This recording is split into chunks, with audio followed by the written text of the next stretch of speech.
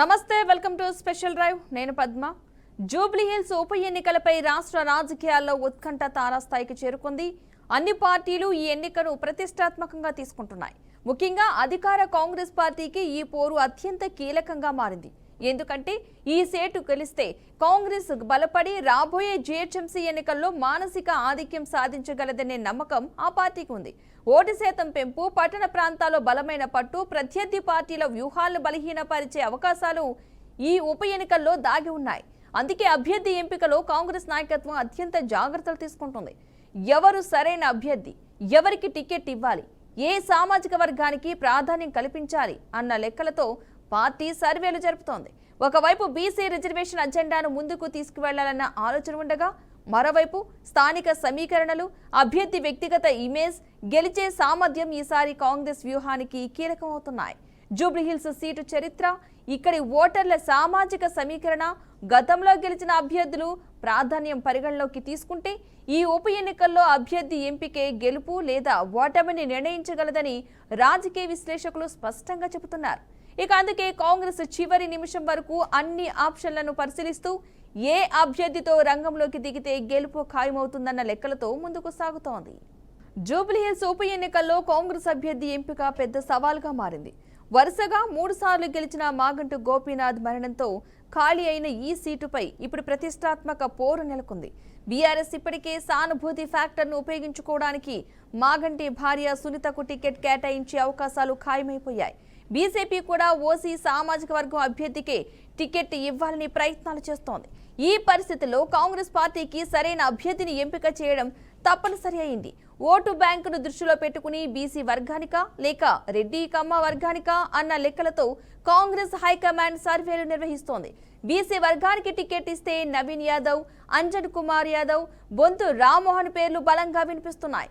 వీరిలో యాదవ సామాజిక వర్గానికి ప్రాధాన్యం ఇచ్చే అవకాశాలు ఎక్కువగా ఉన్నాయనే ప్రచారం జరుగుతోంది. ఇక మరోవైపు ఓసీ సామాజిక వర్గానికి టికెట్ ఇస్తే రహ్మత్ నగర్ కార్పొరేటర్ సిఎస్ఎన్ రెడ్డి ప్రధాన రేసులో ఉన్నారు. మాజీ ఎంపీ రంజిత్ రెడ్డి పేరు కూడా వినిపించినా ఆయన ఎమ్మెల్యే టికెట్ కోసం కాకుండా ఎమ్మెల్సీని ఆశిస్తున్నారని సమాచారం. ఇక దీంతో ఇప్పుడు కాంగ్రెస్ లెక్కల్లో సిఎన్ రెడ్డి ముందున్నారని అంటున్నారు. కానీ పార్టీ చివరి నిమిషంలో కొత్త పేరును కూడా రంగంలోకి దించవచ్చనే ఊహాగానాలు కూడా కొనసాగుతున్నాయి. మొత్తానికి జూబ్లీహిల్స్ అభ్యర్థి ఎంపికే కాంగ్రెస్ విజయానికి కీలకమవుతోంది. జూబ్లీహిల్స్ ఉప ఎన్నికలపై రాష్ట్ర రాజకీయాల్లో ఉత్కంఠ తారాస్థాయికి చేరుకుంది. అన్ని పార్టీలు ఈ ఎన్నికను ప్రతిష్టాత్మకంగా తీసుకుంటున్నాయి. ముఖ్యంగా అధికార కాంగ్రెస్ పార్టీకి ఈ పోరు అత్యంత కీలకంగా మారింది. ఎందుకంటే ఈ సీటు గెలిస్తే కాంగ్రెస్ బలపడి రాబోయే జీహెచ్ఎంసీ ఎన్నికల్లో మానసిక ఆధిక్యం సాధించగలదనే నమ్మకం ఆ పార్టీకి ఉంది. ఓటు శాతం పెంపు, పట్టణ ప్రాంతాల్లో బలమైన పట్టు, ప్రత్యర్థి పార్టీల వ్యూహాలను బలహీనపరిచే అవకాశాలు ఈ ఉప ఎన్నికల్లో దాగి ఉన్నాయి. ఇక అందుకే అభ్యర్థి ఎంపికలో కాంగ్రెస్ నాయకత్వం అత్యంత జాగ్రత్తలు తీసుకుంటుంది. ఎవరు సరైన అభ్యర్థి, ఎవరికి టికెట్ ఇవ్వాలి, ఏ సామాజిక వర్గానికి ప్రాధాన్యం కల్పించాలి అన్న లెక్కలతో పార్టీ సర్వేలు జరుపుతోంది. ఒకవైపు బీసీ రిజర్వేషన్ అజెండాను ముందుకు తీసుకువెళ్లాలన్న ఆలోచన ఉండగా, మరోవైపు స్థానిక సమీకరణలు, అభ్యర్థి వ్యక్తిగత ఇమేజ్, గెలిచే సామర్థ్యం ఈసారి కాంగ్రెస్ వ్యూహానికి కీలకమవుతున్నాయి. జూబ్లీహిల్స్ సీటు చరిత్ర, ఇక్కడి ఓటర్ల సామాజిక సమీకరణ, గతంలో గెలిచిన అభ్యర్థుల ప్రాధాన్యంను పరిగణలోకి తీసుకుంటే ఈ ఉప ఎన్నికల్లో అభ్యర్థి ఎంపికే గెలుపు లేదా ఓటమిని నిర్ణయించగలదని రాజకీయ విశ్లేషకులు స్పష్టంగా చెబుతున్నారు. ఇక అందుకే కాంగ్రెస్ చివరి నిమిషం వరకు అన్ని ఆప్షన్లను పరిశీలిస్తూ ఏ అభ్యర్థితో రంగంలోకి దిగితే గెలుపు ఖాయమవుతుందన్న లెక్కలతో ముందుకు సాగుతోంది. రైట్, ఇదే అంశానికి సంబంధించి మాట్లాడడానికి మనతో జాయిన్ అవుతున్నారు డాక్టర్ పులి అనిల్ కుమార్ గారు, ఏఐసిసిఎస్సి డిపార్ట్మెంట్ నేషనల్ కోఆర్డినేటర్. నమస్తే అండి అనిల్ గారు. నమస్తే అండి, గుడ్ మార్నింగ్. ఈ ఉప ఎన్నికకు సంబంధించి మీరు ఏమనుకుంటున్నారు? ఈసారి అభ్యర్థి ఎంపిక సంబంధించి కావచ్చు, గెలుపు గురించి కావచ్చు, ఎలాంటి పరిణామాలు ఉండే అవకాశం ఉందనుకోవచ్చు అంటారు మీ వైపు నుంచి? అందరికీ నమస్కారం. తప్పకుండా ఆల్రెడీ హైదరాబాద్ సిటీలో ఈ జూబ్లీస్ ఎలక్షన్స్ అనేటిది ఎన్నికల వాతావరణాన్ని మళ్ళీ ఒకసారి రేకెత్తించింది. ఇది బై ఎలక్షన్స్. జనరల్గా మీ అందరికీ తెలిసి ఎప్పుడైనా బై ఎలక్షన్స్కు జనరల్ ఎలక్షన్స్కి చాలా డిఫరెన్స్ ఉంటుంది. అంటే మీరు రాజకీయ పరిణామాలు చూసుకున్నటువంటి అక్కడ ఉన్న సామాజిక పరిస్థితులు చూసినా ఇవన్నీ చూసినా ఒక భాగం అయితే, ఇంకోటి ఏంటంటే ఈ జూబ్లీస్ అనేది ప్యూర్లీ ఇది ఒక అర్బన్ ఓరియంటెడ్ పాపులేషన్ ఉన్నటువంటి కాన్స్టిట్యున్సీ. అంతేకాకుండా దీంట్లో వ్యాపారస్తులు ఉంటారు, నాన్ లోకల్స్ ఉంటారు, ఓకేనా, సెటిలర్స్ ఉంటారు, ఓకే, విద్యావంతులు ఉంటారు. ఇంకా జూబ్లీ హిల్స్ అంటే one of the cream layer of Hyderabad అని కూడా మనం చెప్పొచ్చు. సో ఇటువంటి పరిస్థితుల్లో ఉన్నప్పుడు ఎట్లుంటుందంటే మీరు క్యాండిడేట్ ఎవరు అనే దాని గురించి ఎక్కువ ఆలోచించినా కూడా ఇప్పుడు మా 2 సంవత్సరాల పరిపాలన, దాదాపు 18 నెలల పరిపాలన మీరు చూసినప్పుడు క్యాండిడేట్ అనేది తప్పకుండా ప్రజలు మెచ్చే, అందరూ నచ్చే క్యాండిడేట్నే కాంగ్రెస్ పార్టీ అధిష్టానం ఇస్తుంది, దాంట్లో ఎటువంటిది లేదు. కానీ ఇది కాంగ్రెస్ పార్టీ ఓరియంటెడ్ ఎలక్షన్గా జరుగుతుంది. ఎందుకంటే 18 నెలలుగా మేము చేసినటువంటి పనులు, ప్రభుత్వం ప్రజల పట్ల మాకున్నటువంటి సానుకూల వాతావరణము, అదేవిధంగా గత 10 సంవత్సరాలకు చూస్తే ఈ 18 నెలలు చూసిన డిఫరెన్సియేషన్, ఇవన్నీ కూడా మాకు ఒక ప్లస్ పాయింట్ అవుతుంది. తప్పకుండా మంచి క్యాండిడేట్ని ఎంత భావిస్తామో మంచి మెజారిటీతో కూడా మేము గెలుస్తామని నమ్మకం మాకుంది. దాంట్లో ఎటువంటి డౌట్ లేదు. సో సామాజిక సమీకరణాలు ఇవన్నీ కూడా ఒక ఎత్తు అయితే, ఇది ప్యూర్లీ కాంగ్రెస్ పార్టీ ఫేస్ చూసి జరిగే ఎలక్షన్స్ కానీ అనుకుంటున్నా. పెద్ద క్యాండిడేట్ అనేది మొన్న మీరు జనరల్ ఎలక్షన్స్ చూసినప్పుడు కూడా ఒక్కొక్కసారి దాదాపు 50కి పైగా కొత్త క్యాండిడేట్లు ఉన్నారు మాకు. అయినా కూడా Congress party manifesto, Congress party Sonia Gandhi, Revanth Reddy గారి ఇచ్చినటువంటి మాటలను ప్రజలు ఆదరించిళ్ళు, మా పక్షాన నిలబడ్డారు. కాబట్టి ఈ 18 నెలలో గత 10 సంవత్సరాల తర్వాత 10 సంవత్సరాల్లో జరిగిన నిరంకుశత్వానికి ఈ 18 నెలల్లో చూసినటువంటి స్వేచ్ఛాయుత పరిపాలనకు మధ్య ఒక మ్యాండేట్ ఉంటుందని నేను అనుకుంటున్నా. తప్పకుండా మేము మంచి మెజారిటీతో కాంగ్రెస్ పార్టీ గెలుస్తుంది.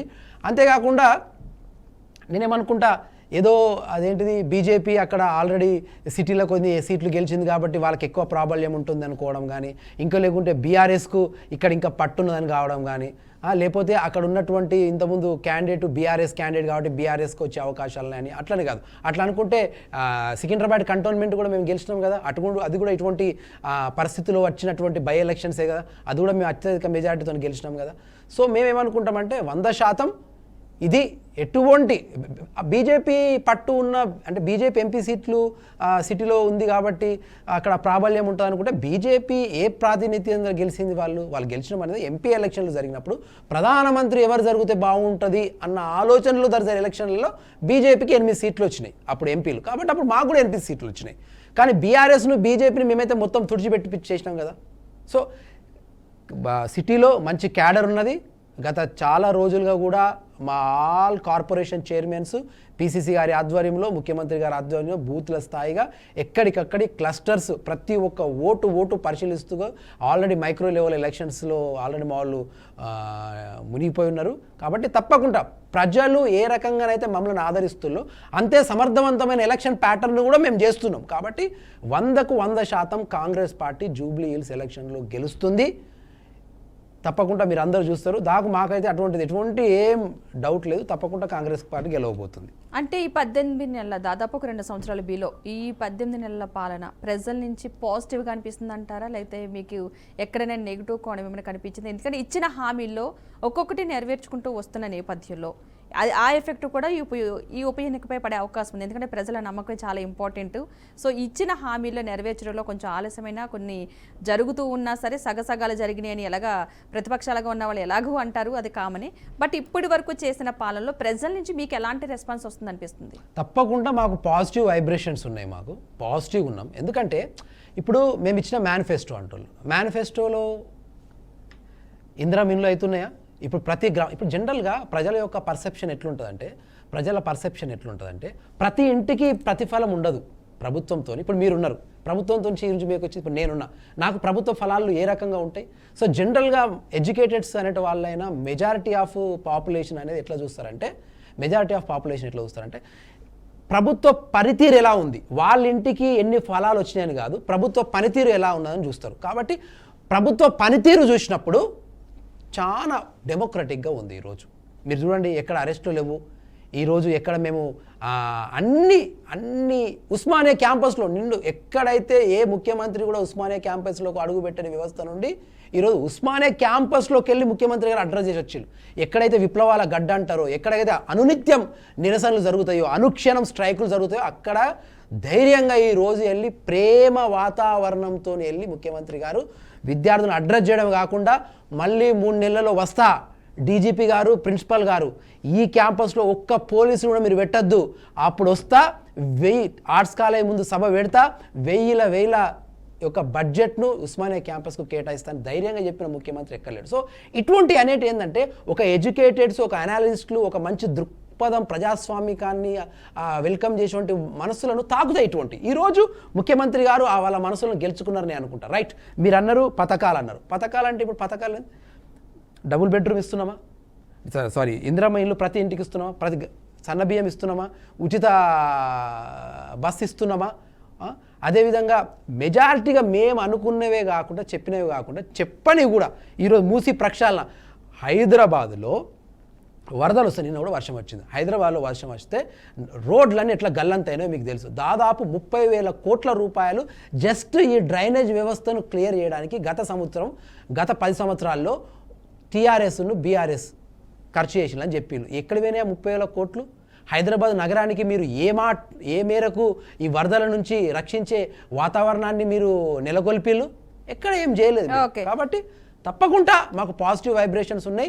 మేము ఇచ్చిన హామీలను భాగ్యనగర ప్రజల హృదయాల్లో మేము ఉన్నాం. ఒక మూసి ప్రక్షాళన అనే ఒక పెద్ద ప్రాజెక్ట్ తీసుకొచ్చి, హైడ్రా అనే ఒక పెద్ద ప్రాజెక్ట్ తీసుకొచ్చి వాళ్ళ ఆస్తులను, ప్రజల వనరులను కాపాడి ఈ యొక్క నగరాన్ని శుద్ధి చేసే కార్యక్రమాన్ని మేము చేపట్టినాం. కాబట్టి తప్పకుండా ముఖ్యమంత్రి గారి తరఫున, కాంగ్రెస్ పార్టీ తరఫున భాగ్యనగర ప్రజలు నిలబడతారన్న నమ్మకం మాకుంది. ఓకే, ఇప్పుడు ఏ క్యాండిడేట్కి అవకాశం ఉంది అనుకుంటున్నారు? ఎందుకంటే ఒక్కొక్క సామాజిక వర్గం నుంచి ఒక్కొక్కరి మీద ఇప్పుడు ప్రెసెంట్ ఉండే క్యాండిడేట్ ఎవరు అనుకోవచ్చు మీ తరఫున ఇప్పుడు ఉప ఎన్నికకు సంబంధించి? అంటే పార్టీ ఏ రకంగా డిసిషన్ తీసుకుంటుంది అనేది ఇంకా దాని పట్ల పూర్తి అవగాహన లేదు.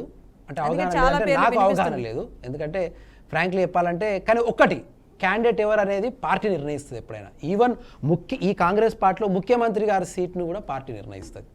సో అంటిల్ అన్లెస్ మాకు ఒక ప్రదేశ్ కాంగ్రెస్ కమిటీ ఉంటుంది, మాకు ప్రదేశ్ ఎలక్షన్ కమిటీ ఉంటుంది, తర్వాత కానీ అదేవిధంగా సెంట్రల్ ఎలక్షన్ కమిటీ ఉంటుంది. సో ఇది ఒక ప్రొసీజర్ మా దగ్గర. కాబట్టి దాంట్లో ఇప్పుడు గ్రౌండ్ లెవెల్లో పనిచేస్తున్నటువంటి మా నాయకుల యొక్క ఆలోచనలు తీసుకుంటాం. వాళ్ళ గ్రౌండ్ లెవెల్లో చేసిన ఏ క్యాండిడేట్ ఏ రకంగా అయితే తీసుకుంటారు, సామాజిక వర్గాలు ఏదైతే బాగుంటుందని తీసుకుంటారు, అనేక విషయాలను మేము తీసుకొని అన్ని రకాలు తీసుకొని అన్ని చర్చించి సామాజిక కోణంతో మిళితమై అదేవిధంగా గెలుపు కూడా చాలా ఇంపార్టెంట్. ఎవరైతే కొంతమంది క్యాండిడేట్స్ పేర్లు అయితే ఇప్పుడు నవీన్ కుమార్ కావచ్చు, అంజన్ కుమార్ యాదవ్ కావచ్చు, బొందు రామ్మోహన్ కావచ్చు, అలాగే రెడ్డి సామాజిక వర్గానికి సంబంధించి కూడా వస్తున్నారు. సో వీళ్ళలో వర్త్ఫుల్ మీకు ఎవరు అనిపిస్తుంది అసలు? మీరు 4 పేర్లు చెప్తున్నారు, మాకు 40 పేర్లు తెలుసు మాకు. సో చాలా మంది ఆశావాదులు ఉన్నారు. ఇంకో విషయం కూడా ఏంటంటే, కాంగ్రెస్ పార్టీలో క్యాండిడేట్లకు కొదవ ఉండదు ఎప్పుడైనా. సో మేము ప్రభుత్వంలో ఉన్నాం, పవర్లో ఉన్నాం. పైగా మా head quarters, the Telangana state Congress party head quarters is Hyderabad. So హైదరాబాద్లో మాకు నంబర్ ఆఫ్ హేమీలు ఉన్నారు మా దగ్గర. ఈవెన్ మీరు ఇదే కాదు, ఎంత పెద్ద ఎలక్షన్లు పెట్టినా కూడా ఫేస్ చేసే అంత చాలా సీనియర్స్ ఉన్నారు. దాంట్లో మీరు ఇప్పుడు చెప్పిన 4 పేర్లలో అంజన్ గారైనా కూడా, రామ్మోహన్ అన్న అయినా కూడా, ఇంకో నవీన్ గారైనా, ఇంకోరైనా అందరూ కూడా క్యాపబులే. ఇంకా చాలామంది ఉన్నారు.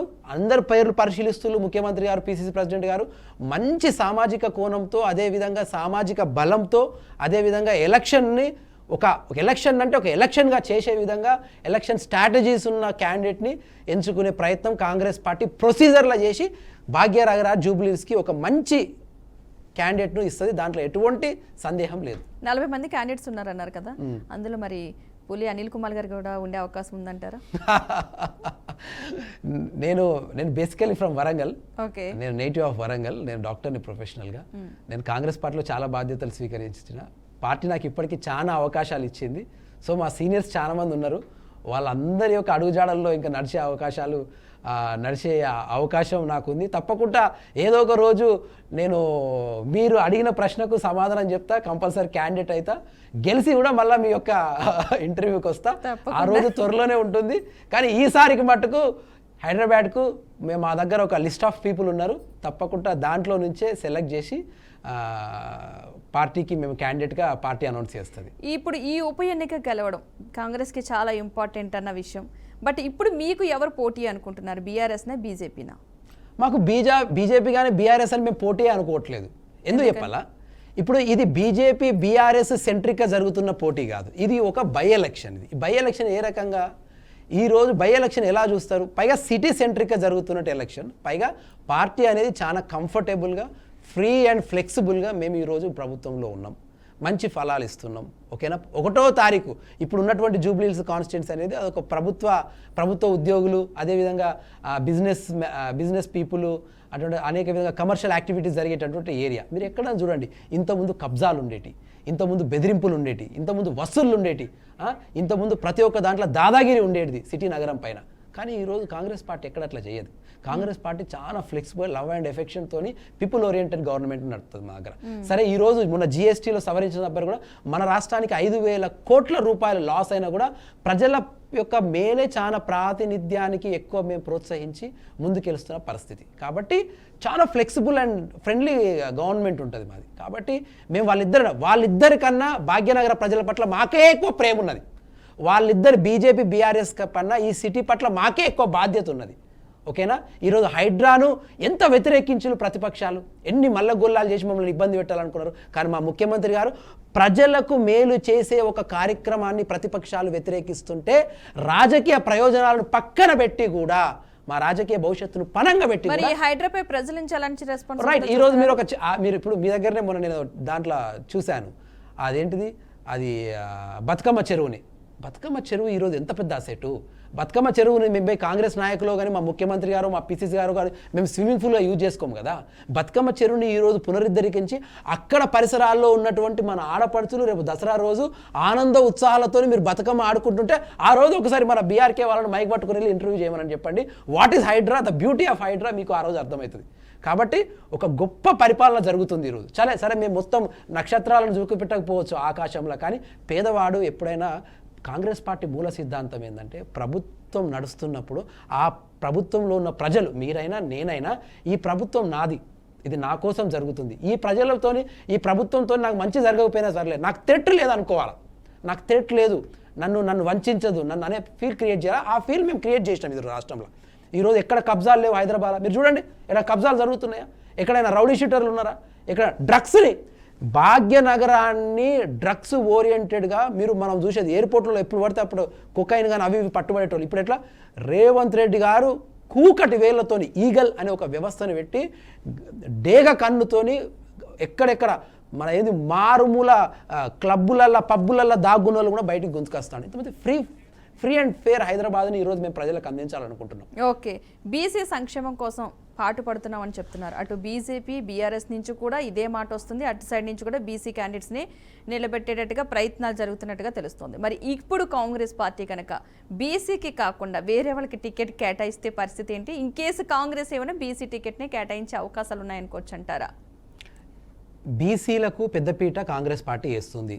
మా రాష్ట్ర పిసిసి ప్రెసిడెంట్ గారే బీసీ ప్రెసిడెంట్. ఈరోజు మహేష్ కుమార్ అన్న గారు బీసీ ప్రెసిడెంట్, అర్థమైందా?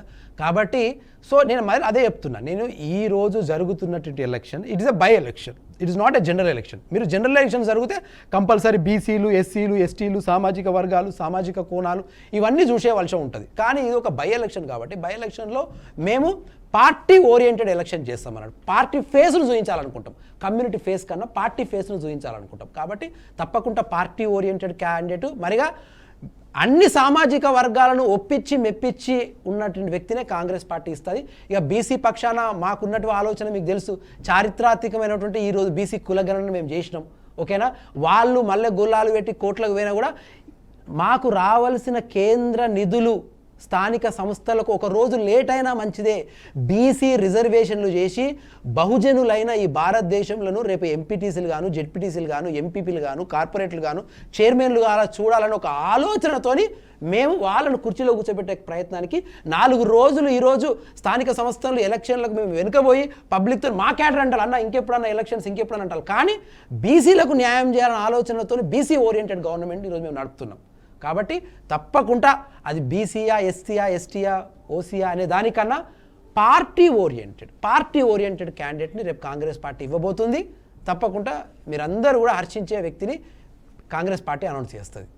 ఎస్పెషల్లీ ఉప ఎన్నిక అనేది చాలా అనివార్యం, ఎందుకంటే కాంగ్రెస్కి సంబంధించి ఇన్ కేసు మీరు అనుకున్నట్టుగా మీరు పెట్టిన క్యాండిడేట్ ద్వారా ఈ మా ఫేసులు చూపించే మేము వెళ్తున్నాం, కాంగ్రెస్ పార్టీని చూపించి వెళ్తున్నాం అని చెప్పి అంటున్నారు. కాబట్టి అది ప్రజల వద్దకు వెళ్ళి అది సముఖంగా ఉండి మీకు గెలుపు వచ్చిందంటే అది ఒకటి. ఇన్ కేసు మీరు అన్నట్టుగా ఏమన్నా తారుమారు జరిగితే అంటే ఓటమి అన్నది ఎవరు యాక్సెప్ట్ చేయరు అనవలసిన అవసరం లేదు. బట్ అదొక ఛాన్స్ తీసుకుందాం. 99% మీరు అన్నది 1% మాత్రమే అది తీసుకుంటే మరి పరిస్థితి ఇది తర్వాత నెక్స్ట్ ఎలక్షన్ మీద ఎఫెక్ట్ పడదంటారా జిహెచ్ఎంసీ అని? ఇది ఒక బై ఎలక్షన్.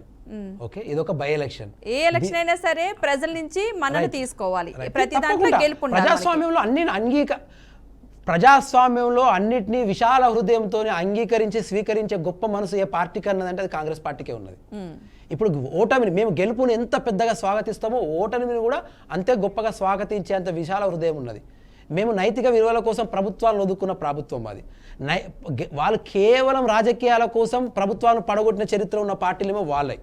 ఓకే, సో అట్లా కాదు, మేము తప్పకుండా గెలుస్తాం, దాంట్లో ఎటువంటి థాట్ లేదు. ఒకవేళ మీరు అనుకున్నట్టు ఏమైనా అనుకున్నా కూడా అది పెద్ద ఇష్యూ కాదు, కానీ తప్పకుండా మేము గెలుస్తాం. ఎందుకంటే మేము గెలిచాం. ఇప్పుడు ఒక పరీక్షకు రాయబోయే విద్యార్థి 100% తను పాస్ అవుతానని వెళ్తాడు, పాస్ అయ్యే విధంగానే చేస్తాడు, పాస్ అవుతూనే రాస్తాడు, వచ్చినా కూడా రిజల్ట్ పాస్ అవుతుందనే వస్తాడు అనుకుంటాడు.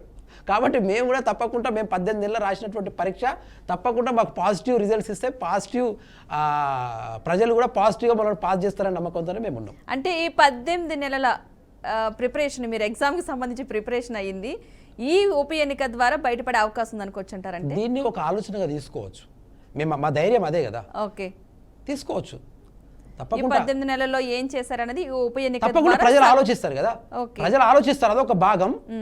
చూడండి, 18 నెలల మా ప్రజా ప్రభుత్వం మీద ఒక పాలన, అక్కడ ఉన్నటువంటి బై ఎలక్షన్ పరిస్థితులు, ఓకేనా, మేము చేసే రాజకీయ వ్యూహాలు, ఓకేనా, ఇప్పటి వరకు ఒక 20 to 30% ఎలక్షన్ ఓరియంటేషన్ జరిగింది. ఇంకా 70% జరగాలన్నారు. ఆ 70%లో ఇంకొక 50% జరిగితే అసలు నిజమైన పిక్చర్ ఏందనేది మళ్ళీ ఒకసారి వస్తుంది. తప్పకుండా దాని మీద మనం మళ్ళీ ఒకసారి రివ్యూ చేయొచ్చు. షూర్ అండి, తప్పకుండా. థ్యాంక్ యూ అండి అనిల్ గారు, ఈరోజు మా స్టూడియోకి వచ్చినందుకు. మొత్తంగా చూద్దాం, ఉప ఎన్నికకు సంబంధించి బాగా హేమహేమిగానే ఉన్నట్టుగా తెలుస్తుంది. కాంగ్రెస్ పార్టీ నుంచి అయితే గెలుపు మాది అంటూ కూడా ధీమా వ్యక్తం చేస్తున్నారు. అంతేకాకుండా ఈ 18 నెలల పాలన, ఈ ఉప ఎన్నికకు సంబంధించి ఎలాంటి రిజల్ట్ రాబోతుందో మరికొన్ని రోజుల్లో తేలనుంది. కాబట్టి చూద్దాం ముందు ఎలాంటి పరిణామాలు చోటు చేసుకోబోతున్నాయో. ఇక ఇది వాల్టి special drive. Keep watching BRK news Telugu సత్తా.